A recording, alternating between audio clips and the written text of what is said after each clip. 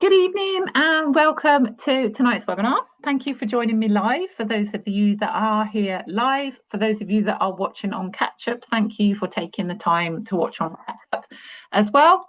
Over the next 45 minutes or so, I am going to take you through the 3 steps to easy weight management this summer. And I think there's going to be a few things in here that you've maybe not associated with weight management, simply because we think that weight management is around calorie counting. We think it's about calories in versus calories out. We think it's about moving more, eating less, all of the things that we've been told for years and years and years is the way to manage our weight. But actually, after 40, things change totally.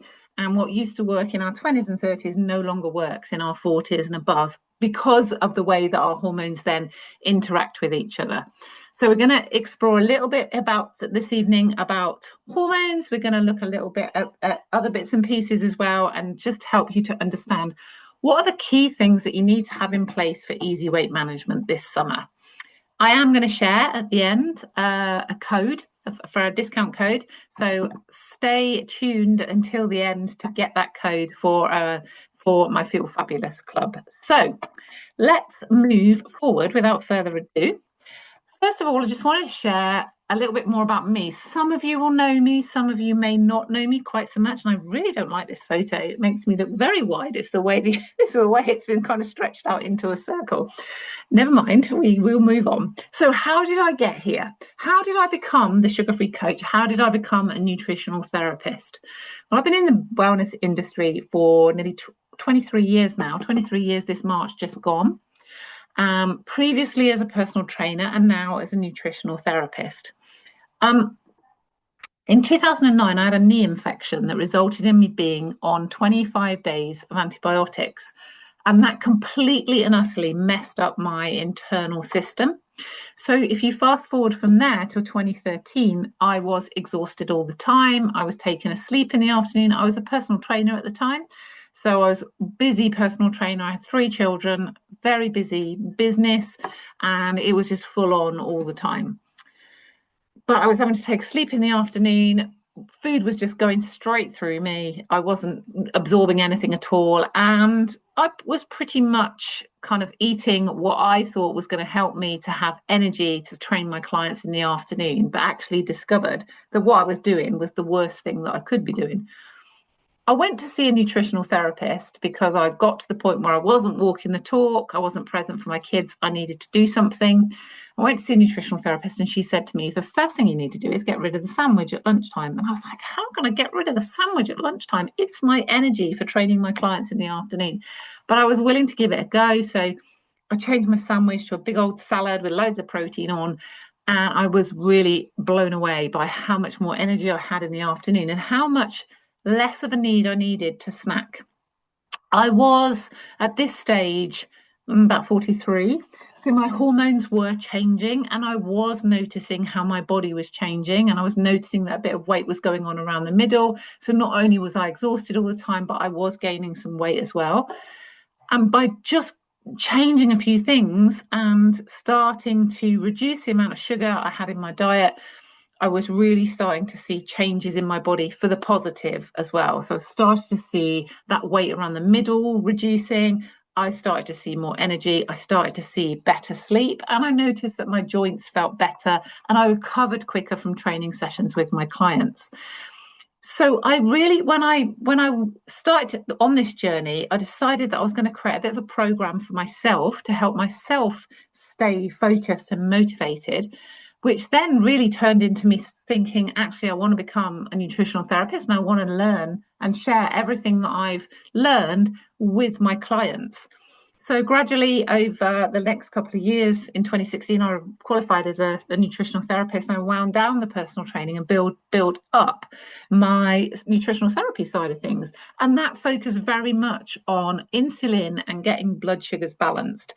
And this was kind of before we were really talking about calories in versus calories out doesn't work anymore.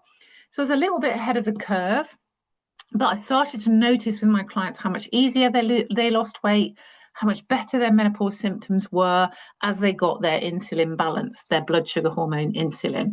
And so I just taken that on and I've built it and built it and built it to now the point where I just talk about I actually talk about low sugar weight loss now as opposed to just completely sugar free, because actually life is too short and we do want to have a little bit of sugar here and there. So if we can understand what we can do around making some choices that do involve sugar, we can still achieve the goals that we want to achieve. So focusing on living a low sugar lifestyle is what I encourage my clients to do now, because it's the small things done consistently that will make the change long term. It's those slight adjustments. It's not a big plan. It's not a big strategy or something, kind of going out and putting yourself in the gym or what have you. That isn't what this is about. This is doing the small things consistently that will make the difference long term. Let's understand a little bit more what we need to do. There's 3 steps, in my opinion, that we need that often we don't focus on. Often we might focus on sugar, but actually, really what we start to focus on more than anything is we start with that whole, I'm going on a diet tomorrow morning. I've blown it this weekend. I've eaten too much. I'm going on a diet tomorrow morning or Monday morning. So on Monday morning, we start with all these good intentions. We start with counting the calories. Might have a low calorie breakfast, and then we try and keep it to a minimum of maybe 400 calories at lunchtime. And then we're tormented by the hunger cravings in the afternoon, and we kind of get through the afternoon because we're determined to manage our weight, get to our evening meal and have our evening meal, and then sort of go to bed miserable thinking, oh, I've got to do that all over again tomorrow. And the food noise kicks in and you're thinking, how am I going to get through tomorrow? And you just about manage the next day, maybe with a banana in the afternoon, but by Wednesday it's too tormenting and it feels like too much. And this is because everything that we've done previously hasn't been about balancing our blood sugars. It's about calorie counting, and calorie counting isn't necessarily conducive to balancing blood sugars. And when blood sugars are balanced, that's the panacea to getting our weight under control, because so many things happen when insulin is balanced. So insulin is the blood sugar hormone, and it's a very dominant hormone. It has a huge role to play in the body, but its principal role is it's released by the pancreas when we eat something sweet, basically, or when we eat some carbohydrate. And its role is to go and pick up that carbohydrate, or the glucose, because by that stage it's been metabolized into glucose, take it to the cells for energy production. And if we're using that energy, happy days, the insulin can take that energy into the cells, and mitochondria use it for energy. But what often happens as we get past 40 is as estrogen starts to drop, estrogen has a relationship with insulin. So estrogen keeps insulin steady and balanced. And as estrogen drops, so insulin can rise in the system. We become less sensitive to insulin, so we need more glucose. We end up eating more than we realize because the cells become less sensitive to the insulin. They start to shut down their receptors, and the insulin can't get the sugar or the glucose into the cells for energy production. So the brain kicks in and says, there's no energy in the cells, we need more energy. So we find ourselves snacking, sometimes almost mindlessly, on things that we think are going to give us energy. That's where I was at 43 when I was reaching for things that I thought in the afternoon were going to give me energy. But actually, because my blood sugars were really high, they weren't serving me at all. They weren't giving me the energy that I needed. So I just felt tired all the time and I was gaining weight. So when we've got all this glucose in our bloodstream, the insulin will remove it. It has to take the sugar somewhere, so it removes it out of the bloodstream and takes it to the liver to store it as energy, or to store it as glycogen. And that then has another consequence, because that glucose that's stored as glycogen in the liver will put pressure on the liver, and the liver can't do the jobs that it needs to do. One of those jobs is converting fat into fuel source, so energy, and another job is to clear toxins out of the system. If it can't clear toxins out of the system, it will send them to the fat cells and store them. So we've got a bit of a double whammy here. If the liver's overloaded, it can't burn fat for fuel, or it won't convert fat into glucose, the triglycerides into glucose. And so there we have this sort of stubborn weight around the middle that the liver can't do anything with, because it can't burn it. It's too overloaded to burn it for fuel. And so all it does is send the detoxified toxins to those fat cells and stores them. So if you struggle with a bit of stubborn weight around the middle, that usually is related to toxicity in the system and the fact that your liver is sluggish. So by balancing our blood sugars, we can really begin to reduce our insulin resistance, switch back on the receptors in the cells, and have more energy. But it's not just about the insulin resistance, it's about how do we get our blood sugars balanced? What do we have to do? Because we've been told for years that actually the way to lose weight is to have the low-calorie breakfast like Special K, and to control our calories at lunchtime and control our calories in the evening. And often the calorie-controlled approach will cause our insulin levels to spike. The reason for this is, and I'm not going to go into it in loads of detail, but carbohydrate has only 4 calories per gram in it, and fat has 9 calories per gram in it. So the food industry will remove fat because it's high in calories, and they'll just put the carbohydrate in there because they can reduce or keep the calories relatively low. So if you're trying to eat a low-calorie diet and you're using low-calorie foods like skinny bars to snack on, or the calorie-controlled meals and all that kind of thing, often what that's doing is actually counterproductive to weight loss after 40, because what's happening is the carbohydrate in there is causing our insulin levels to rise. And insulin is a fat-storing hormone when estrogen has dropped. So if you've noticed changes after 40, it's because your estrogen is dropping and you're becoming less sensitive to insulin. And so you find yourself having to eat more in order to try and have the energy. But equally as much, when estrogen drops, insulin becomes this fat-storing hormone, and it'll cause that glucose to be converted into fat. Unfortunately, what happens is the liver will convert glucose into fat, but when it's struggling, it won't convert the fat back into glucose, sadly. So we have this kind of stubborn toxic waste dump, essentially. So balancing our blood sugars is key. So how do we do this? Let's just delve into this in a little bit more detail. So we have carbohydrate spectrum, the glucose spectrum, and this is a term that I made up. This isn't a term that's technical or scientific. I made this up because it just helps my clients understand the different types of carbs, because we're told go on a low carb diet, but actually what are carbs? How does the body respond? Well, there's this spectrum of carbohydrate, from the colourful end of the spectrum, where the fibrous vegetables, greens, reds and oranges, they are all carbohydrate, and they will be converted into glucose in the body. So you can see there the non-starchy vegetables like broccoli and kale, low sugar fruits like blueberries and raspberries, legumes like sweet potato, root vegetables, carrots, all the kind of parsnips, all those leeks, whole grains, all great sources of carbohydrate that will keep insulin balanced. And then if you move along this spectrum from the kind of the greens, the reds and the oranges, you get to beige, and then you get to white.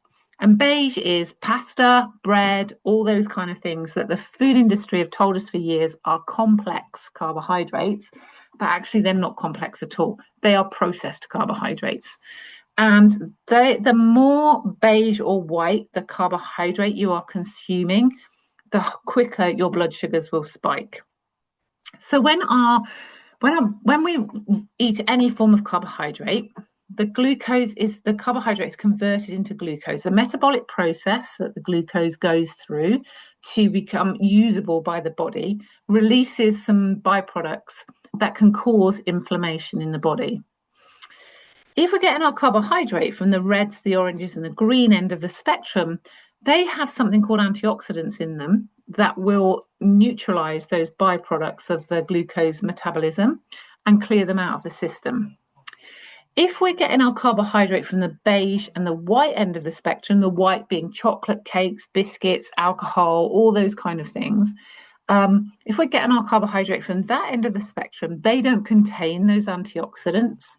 So the process the body goes through to metabolize the glucose releases these damaging molecules that cause inflammation in the body. But there's not the counter in terms of antioxidants to reduce the impact of those molecules and clear them out of the system. So these molecules will cause inflammation. Normally around the intestine, they start with the intestine and start to create inflammation around the intestine, which might lead to things like IBS. But then they might cause inflammation in the joints, which can lead to stiff joints and sore joints. Then they start to have an impact on our immune system, on our aging process, in our face, on our hands, and they start to basically speed up the aging process. They are essentially heating you up from the inside. So if most of our carbs are coming from that beige and white end of the spectrum, the cakes, biscuits, processed foods, anything sugary, that's causing the body to heat up from the inside and speed up the aging process. And that then in itself causes the release of another hormone called cortisol, which is released in response to stress.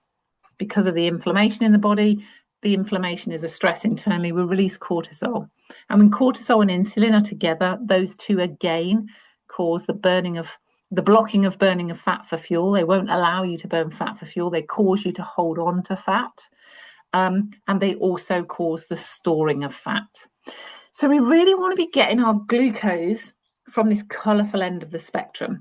And the benefits of the glucose, of the colourful end of the spectrum, is not only do they have these antioxidants, which essentially are anti-aging, the fibre in them also activates GLP-1. You will probably have heard of GLP-1 in relation to the weight loss drugs that are around at the minute. We actually can manufacture GLP-1 very successfully in our bodies without the need for chemical input. Using colourful vegetables, the fibre in them will stimulate GLP-1 in the intestine. GLP-1 slows stomach emptying time, it reduces our appetite, and it helps to control the release of insulin. It keeps insulin nice and balanced. Plus, when we consume colourful vegetables, it also slows the release of glucose into our bloodstream down as well. It acts a bit like a filter. So if we have some colourful vegetables and then we have something sugary, for example, the glucose from the sugary foods will be slowed in its release because the colourful vegetables, the fibre in them, act as a bit of a filter, if you like, to slow the release of those sugars down. So what we want to do is we want to get our insulin really nicely balanced, because when insulin is balanced and it's low, we release a hormone called leptin that allows us to burn fat for fuel. If insulin is high and it's spiking and crashing and spiking and crashing, we release a hormone called ghrelin that tells us we are hungry, which is why the traditional way of managing our weight, it's calories in versus calories out, or calorie counting. If we're counting calories that are all carbohydrate and often processed carbohydrate, insulin will be spiking and troughing, spiking and troughing. Ghrelin will be high in the system, and it will tell us that we're hungry, which is why any kind of diet that you might have gone on previously is a torment to the brain, because you feel like you're hungry all the time. If we look at this graph here, it gives us an indication of what happens when we're eating more refined carbs, those carbs on the beige and white end of the spectrum. Because they are already processed glucose or partly processed glucose, they release the sugars into our bloodstream really quickly, and we have this huge spike up to here. And this is the fat storage zone. When insulin rises quickly and we start to store fat, because like I said, insulin is a fat storing hormone. And then the insulin is going, oh my God, I've got all this glucose. What am I going to do with it? The cells don't want it. I've got to take it somewhere. And so we have this crash, and we crash down below a level where we're hungry. So we have this crash down, and at this point here, that's where the brain kicks in and says, "There's not enough glucose in the bloodstream. I need you to eat something, and eat something quickly," because the brain functions on glucose. So if you're having a glucose-based breakfast, a carbohydrate-based breakfast, often what's happening, causing your blood sugars to spike by mid-morning or by about 9:30, because this process usually takes about 90 minutes. and then your blood sugars are crashing. And by 10:30, you're hungry, reaching for a biscuit, or if you're trying to manage your weight, tormenting yourself because you're hungry by 10:30, but you know you can't eat anything until lunchtime. The brain kicks in, the brain takes over. And often I say to clients, you know what? It isn't about you not having any willpower, not being able to get past this kind of crash here. This is the brain taking over and saying, you've got to eat something because blood sugars have dropped or glucose has dropped. You've got to eat something. So it's nothing to do with willpower and everything to do with what your hormones are doing, particularly insulin. So when insulin crashes like this, or takes the glucose out of the bloodstream and it crashes, it stores the glucose in the liver. The brain kicks in, says you're hungry, and so you eat your biscuit, and you have another blood sugar spike, and then another crash. And this then usually is around lunchtime, and it gets a little bit deeper. The hunger gets a little bit deeper, and the insulin goes a little bit higher. And then you reach for often more food than you realize you're eating at lunchtime because you're super hungry. And then the same thing happens again. You have this insulin spike, it goes a little bit higher, and then another crash that goes a bit deeper. And this is usually the afternoon slump around here. And that's what happens when our diet is largely the kind of beige and white end of the spectrum. When we're consuming more supportive carbs, like the colourful end of the spectrum, depending on how we're eating them, if we're eating just the carbs, they will cause a release of insulin. It's a steady release of insulin and then a steady drop off to lunchtime. And if we're combining those carbs, those fiber-rich carbs, with protein, we have an even slower and lower release of glucose or insulin into the system. And here with these two, because it's below that fat storing zone, we actually will burn some of the fat for fuel.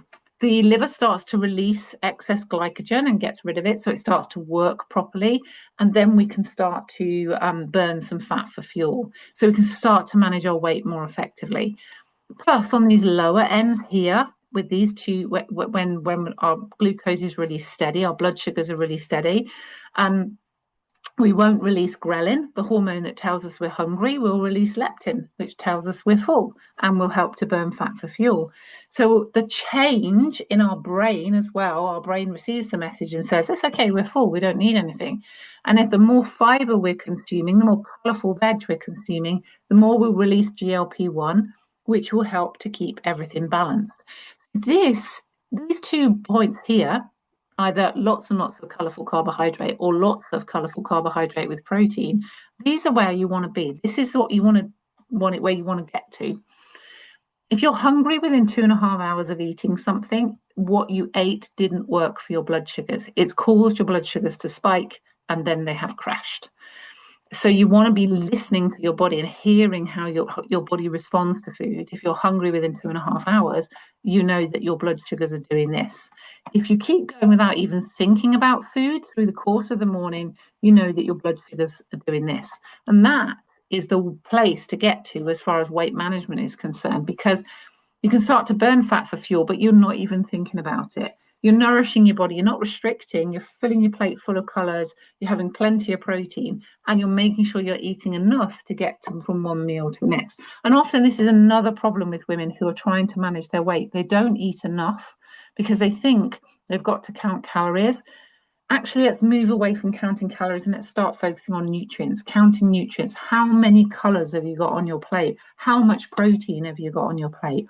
All of those will help to keep insulin balanced. So in this first step, these are the things that you want to think about. These are the solutions to helping you manage your weight more effectively after 40. The first thing you want to think about is eating protein for breakfast. Because first thing in the morning, here, on this bit here, your stomach is full of hydrochloric acid. And if you're eating a carbohydrate-based breakfast, hydrochloric acid will break down carbohydrate very quickly and release sugars into your bloodstream very quickly. So you have this big initial sugar spike. So toast and cereal will cause this reaction in the morning. If you're having like protein with colours, let's say 2 boiled eggs with some spinach and maybe some avocado, then this green one and this blue one is how your body is going to respond. Because hydrochloric acid is designed to break down protein, it's not designed to break down carbohydrate. Having a protein-based breakfast first thing in the morning is going to start your day with much better balanced blood sugars. You're not going to be having that big peak and trough. And that big peak and trough is going to keep on getting bigger and bigger throughout the day. Whereas if you have protein for breakfast, you can keep it really nice and steady, like the green or the blue line. And then you want to think about eating a small salad of some description, particularly before your lunch, or have a salad as your lunch. This was me with my sandwich at lunchtime. All that was happening was my sandwich was causing my blood sugars to spike. When I changed it to a big salad with loads of protein on, I was eating more, I had tons more energy, but I was able to manage my weight much more effectively because I was eating all these colours, all this fibre at lunchtime that was releasing sugars into my bloodstream really slowly and steadily, and I was able to manage my insulin much more efficiently. So colours before each meal is key. So, or colours with your meal. And if you're like that person who's having, let's say, spaghetti bolognese for your evening meal, because one of the things I'm very passionate about is not eating differently to the rest of the family. So let's say you're having spaghetti bolognese for dinner, and that's what you've made. The rest of the family can have the spaghetti. You have the bolognese with them, but have a handful of spinach on it and maybe some green beans and broccoli. And that is still going to fill you up. You don't need the pasta to fill you up and give you energy. It's going to give you more energy. It's going to mean you feel less bloated, and it's going to keep your blood sugars much better balanced. And then the second thing I want you to think about in this initial step is to become a food detective. Start hearing how food makes you feel. If you are hungry within 2.5 hours of eating, you want to, what you ate at the previous meal has not worked for your blood sugars. It's caused them to spike and it's caused them to crash. And the more you can become a food detective, the more you can hear how food is making you feel. You can identify for yourself what foods work for your body. There is no one size fits all when it comes to weight management. You've got to work out for yourself how your body responds to food. One person's insulin will respond totally different to one type of food to another person's. Someone I know, they had a blood sugar monitor, blood glucose monitor, him and his partner, and they both had a croissant and jam for breakfast. His blood sugars went sky high and hers stayed really, really steady. So everybody responds differently to foods.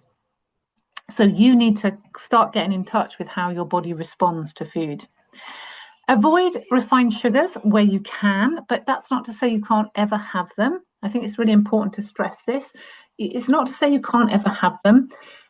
Of course you can have them, but it's when you have them that is really important. So if you are going to have cake, for example, have it after you have eaten a meal.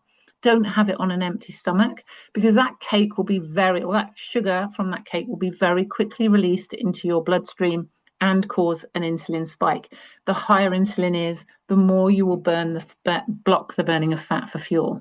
If you have cake after a meal, and obviously don't be having cake every day after a meal, but sometimes, life is life. You have to relax and enjoy it, and you have to feel like you can still have some of these things.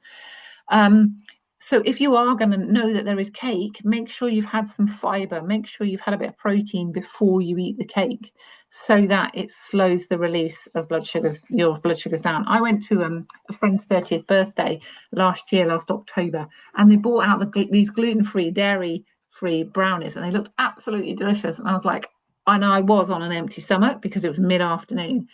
And I was like, oh, they look delicious. I can't not have one of those. I'm going to have one of those. And I had this gluten-free, dairy-free brownie. And as I was eating, I thought, I know this is going to cause me to crash in about 2 hours' time. I absolutely know it is. And I was okay with that because I knew that was going to happen. So, and I'd made that conscious decision that they looked really lovely, and I wasn't going to restrict myself. I knew it was going to make me feel rubbish. It did. I was really tired in the evening. I had to go to bed early, and I felt like I had a hangover the next day because of the amount of sugar that was in these brownies. But still, I enjoyed it. And that's the point. The point is you've got to be able to enjoy food. you shouldn't feel like you're constantly restricted when you're trying to manage your weight. And when you get your insulin balanced, you don't even think about all those other bits and pieces.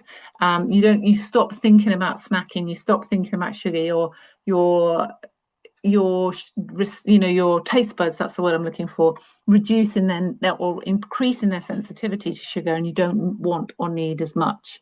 But every now and again, it's okay to have some. It's never about cutting it out completely. It's about being able to keep things balanced. And please, please, please don't calorie count. If you've been a calorie counter most of your adult life and you are now over 40, start focusing on nutrients. Don't count calories. Start making sure your plate is full of colors and lots of good quality protein. All those are the things that are going to keep your blood sugars balanced. The calorie counting is going to cause you to spike and trough. It's going to cause your insulin levels to rise, and it's going to cause you to hold on to weight. And that in itself is demoralizing, because you think, I'm putting all this effort in and nothing is changing. What am I doing wrong? And it's because your insulin isn't balanced. Your insulin is doing this red line. It's not doing this. And when your insulin is doing this, the blue or the green, you are in that fat burning zone. And so you can burn fat for fuel. So really think about focusing on nutrients and focusing on colors, and asking yourself at every meal, where are the colors on my plate? Where is the protein on my plate? Have I got more colors and protein than I've got the beige in terms of the pasta or the rice? And ideally just try and keep the pasta or the rice or whatever it is down to a much smaller amount. And then use that 80-20 rule. So that's what I was talking about in terms of me having the chocolate brownie. I really enjoyed it. That was my 20. But use that rule where 80% of the time you're living this low sugar lifestyle, you're following the kind of guidelines of making sure you've got fiber on your plate, trying to have those colors before you eat, making sure you have protein for breakfast. Those small steps every single day, which, like I said at the beginning, those are the things, if we do them consistently, will add up long term to being able to manage our weight effortlessly. Because when insulin is balanced, you don't even think about food. We as women have been tormenting ourselves for too long around food and around weight management. And it is time to just kind of wipe that clean and go, you know what, all I'm focusing on is insulin. Because if I just focus on getting my insulin balanced, everything else will fall into place. And if I keep doing that day after day after day, and actually it's easy once you start doing it, it doesn't torment your brain, you don't feel restricted. Once you start doing that, the weight starts to come off naturally, and you don't even notice that actually what you're doing is managing your weight more effectively, or managing to burn weight, until you try the dress on and the dress feels really comfortable, or the button does up really easily, or whatever it is, and then you go, oh, what I'm doing is working. And so just keep doing that day after day consistently. And then the second step, because I've no idea what the time is, I've already been going on for half an hour, I apologize. The second step to easy weight management is sleep. And this is the biggest thing for me, because this is the thing that so many people miss, how important sleep is. There was a study done in the UCLA, and they took two groups of people, and they fed them exactly the same diet, exactly the same. One group was allowed to sleep only for 4 hours, and the other group was allowed to sleep for 8 hours. The group that was allowed to sleep for 8 hours lost 55% more weight than the group that was only allowed to sleep for 4 hours. And that group that lost the 55% lost a lot of fat weight. The group that was only allowed to sleep for 4 hours lost largely lean tissue. They didn't burn a lot of the fat that they were storing. So sleep is crucial for getting weight management under control. It is the hidden key, basically, I would say. When our sleep is good and deep, our liver can repair itself and work effectively. Our brain cleans itself. We get rid of all the waste in our brain. And our body, particularly our joints and our muscles, all clean and reduce inflammation. When we have poor sleep, our insulin doesn't reset through the night. So we become insulin resistant. We become that we start having these big swings of blood sugars. We need more sugar in order to try and get the energy into our cells. And one bad night's sleep raises cortisol, it blocks insulin receptors, and it doesn't allow for insulin to reset. So we wake up the following morning already on unbalanced insulin. So already in a state where we're storing fat, we're not burning fat. And so much fat burning happens through the course of the night, particularly when the liver's working properly, and particularly when we get deep quality sleep. Now, we should have 7 to 8 hours sleep a night. 2 of those hours should be before midnight. That, from a circadian rhythm, from a body reset point of view, from a physiology point of view, is the two of the best time to get your first sleep cycle is before midnight. That will help the brain to clean. It will reduce the instances of early onset dementia, all that kind of thing. So 2 hours of 90 minutes of sleep before midnight, and then at least 2 more sleep cycles after midnight where the whole body cleans. And that's when we reset insulin. If we're not getting deep sleep, insulin doesn't reset, ghrelin rises, and leptin lowers. So we're resulting in permanent hunger all day. I don't know about you, but if I have a bad night's sleep, I am raiding the kitchen for most of the day, trying to work out what I can and can't eat, and trying not to eat too much sweet stuff. Just brain kicks in and just tells me it needs me to eat some sugar. I am very, very precious about my sleep, and I make sure that I'm in bed by 10 and asleep by 10:30. And the other thing as well is when insulin is high, it impacts our ability to produce growth hormone. And growth hormone is produced in 2 instances. One, just before we start exercising, or when we exercise, or the beginning of exercise, and the other when we're asleep. And growth hormone is really important for repair, to repair our joints, to reduce inflammation, to preserve muscle as we age. With lean tissue, with muscle, we've got more mitochondria, and the more mitochondria we have, the more glucose we will use, the higher our metabolism will be, and the easier it is to manage our weight. So we really want to be in a situation where we're going into that deep sleep early on in the evening, 10:30 at the latest, in order for growth hormone to be produced. And if we've got high insulin before bed, we won't get the deep sleep. There's a relationship between insulin and growth hormone. Again, can you see how it's all hormone related? You shouldn't be beating yourself up about the fact that you think you've got no willpower. All of this weight management is all around managing our hormones. So if insulin is high because we've maybe eaten late, or we've had a snack attack in the evening, and we've eaten a load of sugar before bed, if insulin is high, we won't release growth hormone. So we don't go into a deep quality sleep. We don't get the benefits of repair. And we also then don't reset our insulin through the night. And so we're on this big blood sugar roller coaster the following day. So we really want to be focusing on making sure that we're getting that 90 minutes of sleep before midnight. Sleep should be seen as an investment in your health. Seriously, it should.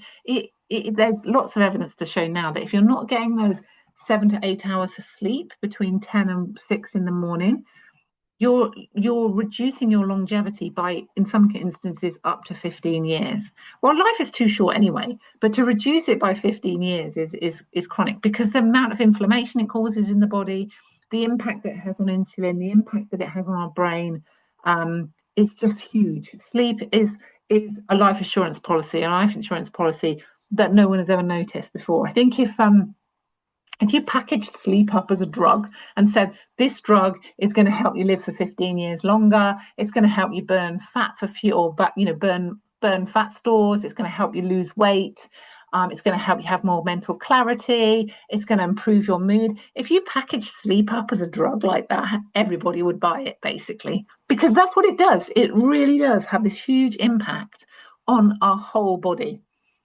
And yet, in 21st century life, we are using devices late into the evening, and that blue light is telling us it's daytime. When it hits our eyes, that blue light is telling us it's daytime. And so what happens is the hormone cortisol is released because the body thinks it's daytime. Cortisol is released naturally during the day. And when cortisol rises in the system, again, it impacts our ability to sleep. It impacts our ability to produce melatonin, which is the hormone that, again, helps us go into deep sleep. And we feel wired all the time. So if you are that perpetual kind of like, oh, I've got to look at my phone before I go to bed or go to sleep, looking at your phone before you go to sleep is going to prevent you from getting deep quality sleep. You might get sleep, but it'll only be stage 1 or 2. We want stage 3 and 4, and we only get stage 3 and 4 when insulin is low, cortisol is low, and we release growth hormone. And the stage 3 and 4 is where fat burning happens. So if weight management or weight loss for you is one of those things, and you are looking at your phone after 9 o'clock at night, ideally 8 o'clock at night, but if you're looking at your phone after 9 o'clock, if you're not sleeping very well and you're picking up your phone and looking at it in the middle of the night, all these things are causing that cortisol to rise and preventing us from burning fat for fuel. I've had so many people on my programs who've then committed to putting their phone in another room so that they can't access it easily. It's somewhere where there's a barrier almost, and how much they've been blown away by how much their sleep has improved just by not having that blue light hitting the back of their eyes. And then weight management becomes so much easier when that blue light is we're not exposed to that blue light. So can you see how sleep now is super, super important for helping us to manage our weight? This isn't just a nice to have. This is a key thing that we need from an insulin balance perspective to help us get our insulin really balanced. So if we're eating a really nice fibrous diet with lots of colors, 3 meals a day, and going from one meal to the next, so insulin is coming down, we're eating earlier and not kind of eating too late into the evening, and we're avoiding our phones in the evening, all of these things can really help to balance insulin. Your solutions are to get into a regular sleep routine. So that whole kind of moving your phone away from you after 8 o'clock, so there is no temptation to watch it. You can, of course, still watch the telly, but it's having that blue light close to your face. And I know you're going to say, what about a Kindle? A Kindle is just as bad. It really is. It still has that impact. Even if you've got the blue light filter on, it still has the impact. A paper book is a much better solution to read before bed. So get into a regular sleep routine. Start going up to bed at about 10 o'clock, kind of pamper yourself a little bit. Maybe take some magnesium before bed, which is really good for sleep. Avoid your phones after 8 o'clock, so reduce that blue light. Maybe listen to a meditation or something that allows you to kind of get into a bit more of a soporific state. Keep the room cool. I know in the last couple of weeks it's been practically impossible to keep the room cool, but keep a window open so your room stays cool. And then think about improving your liver function. So your liver is key to a good night's sleep. Your liver detoxifies through the course of the night. But obviously, if it's sluggish, like I've already explained, it won't do that detoxification. And it just brings you into a lighter phase of sleep. So if you're having alcohol before you go to bed or in the evening, I know there's a temptation to go, I'm going to have a glass of wine because it's been a super stressful day. But actually, that glass of wine is having a huge impact on your liver. And then you're not getting a good night's sleep. And then that's making the decisions and your choices the following day. It's compromising them because you're not had that good night's sleep. Your insulin hasn't reset.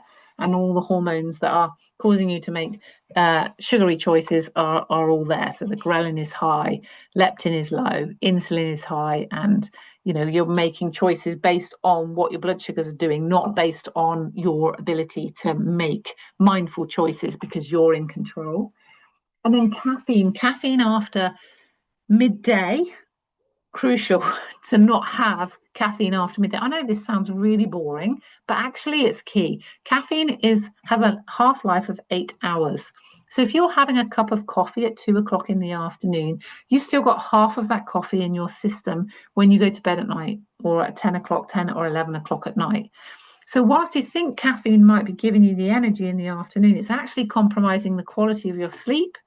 And then the knock-on effect of that next day is you need more coffee to keep you going. You need more caffeine. And you're on this caffeine-fueled kind of roller coaster, probably choosing sugar to go alongside it.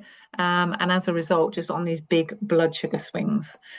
And as we've seen already, when the blood sugars are up and down and up and down, when there's stress in the body, cortisol and insulin together will be blocking the burning of fat for fuel. Think about improving or done liver function. Think about eating before 7 o'clock as well, if you can. I know this can be really hard, and don't get me wrong, I find it really hard too. But if you can't eat before 7 o'clock, try and have more at lunchtime and less in the evening before you go to bed. Because if your digestive system is still having to digest food when you go to bed, it never gets a rest, which can have a knock-on effect to IBS.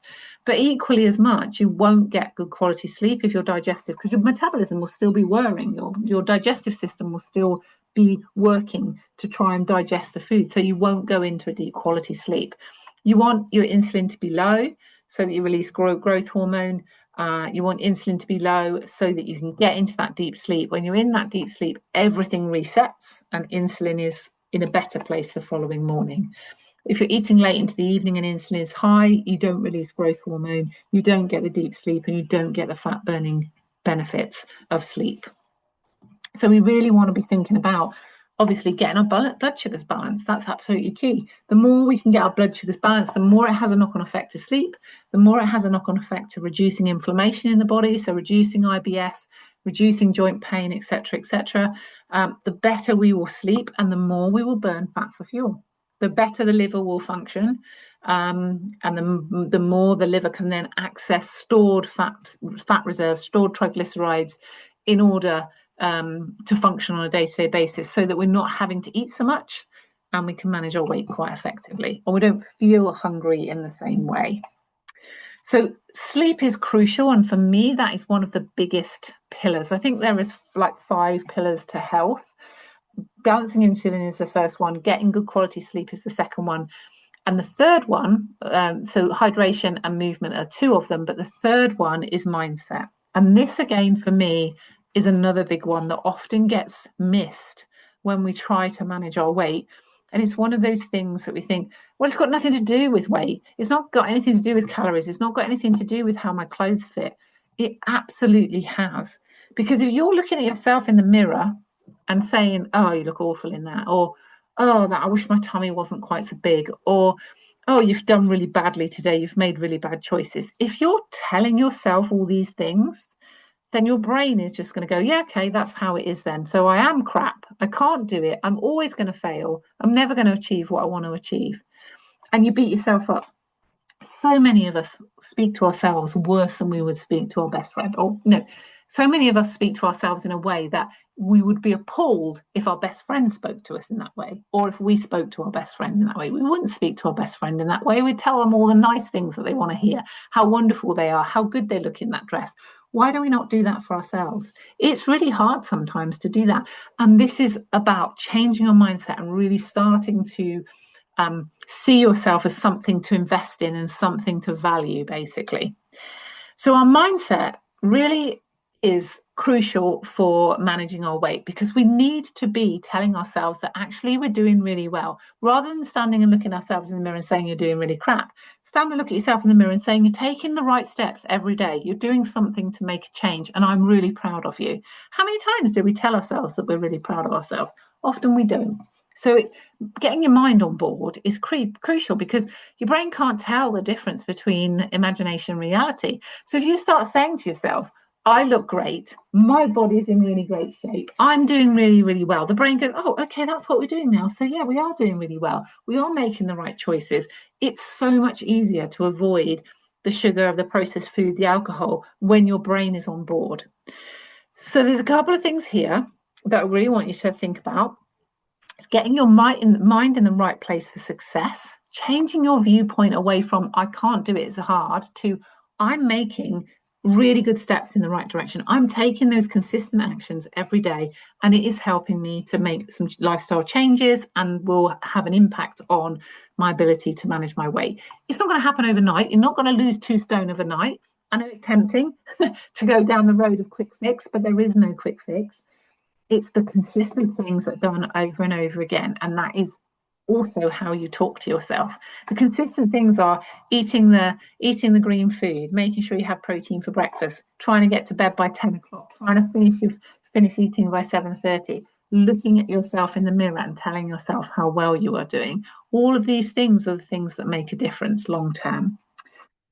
So as far as the mindset side of things is, we need if we're going to manage our weight effectively, it's so good to have accountability. This is one of the reasons why the slimming clubs worked for so long, because they provided the accountability. They might not have provided the program that worked, but they did provide the accountability.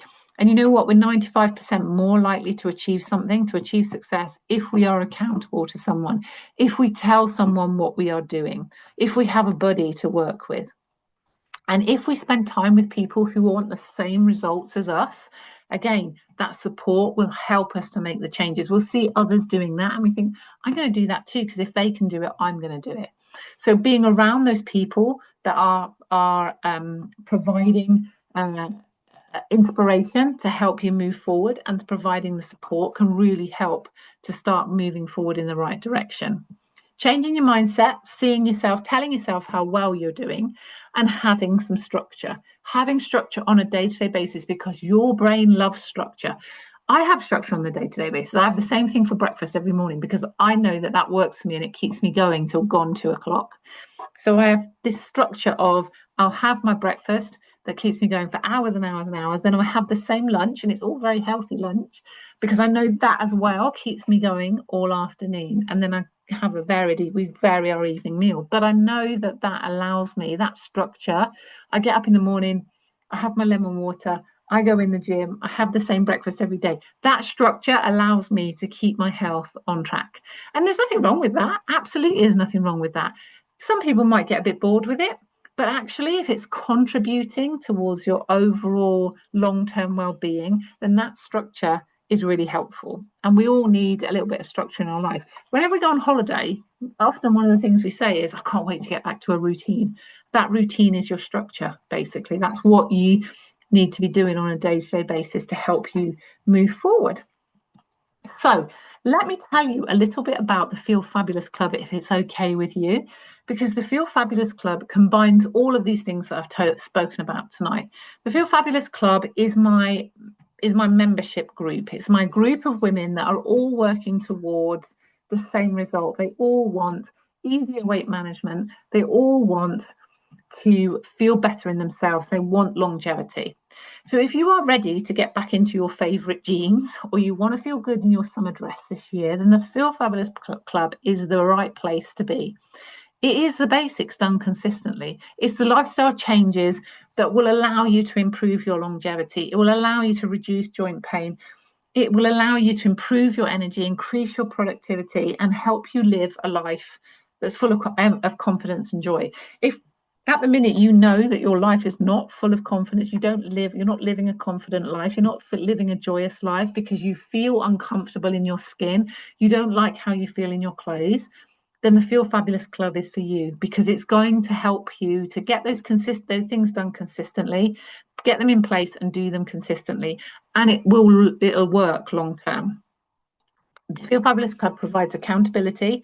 So we have something called the Feel Fabulous Method, which is a 3-module course that you can follow in your own time. You can start at any time and you can take as long as you need for each module. But each module gets the basics in place. There's a tracker sheet to help you make sure that you're getting those basics in place. We start with insulin and getting insulin balance, then we move on to sleep, then we move on to mindset. And it is designed to be flexible, can fit around your life. It doesn't have to be, it's not something that is prescriptive. It's a place for energy. It's a place for community support. It's a place to help you stay accountable. I run it through a school community. So I have a weekly live group call where we share what's going on for everybody. We have a monthly private call, so you drop in and you can ask any questions you need, and it's just you and me on a call. We have daily check-ins in the school community, and there's lots of education in there as well.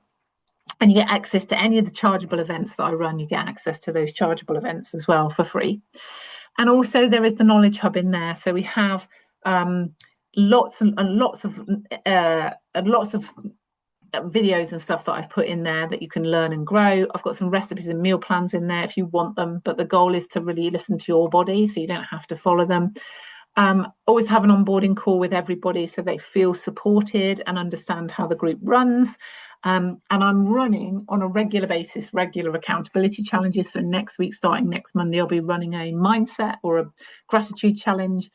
In June, we ran a 7-day sugar-free challenge with another 21 days on top for those people that wanted to go a bit deeper. It's all completely optional and you can make it work for you.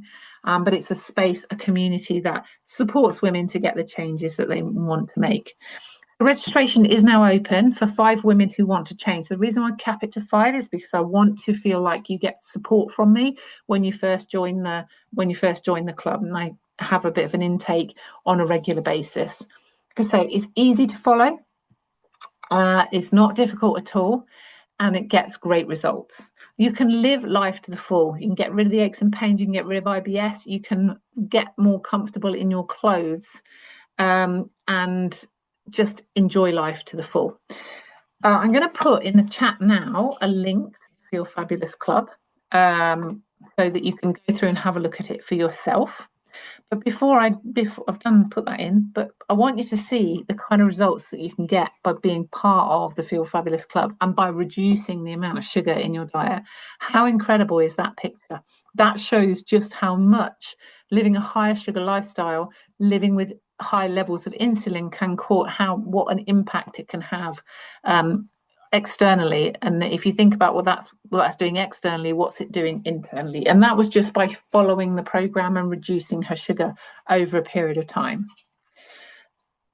It's the accountability that is going to help you make the change. Is it time to invest in you? Is it time to put your own mask on first? Many of the women that come into the Feel Fabulous Club say to me, I've got to the point where I need to start putting myself first. How can you be there for other people if you don't have your own mask on first, if you're not looking after yourself?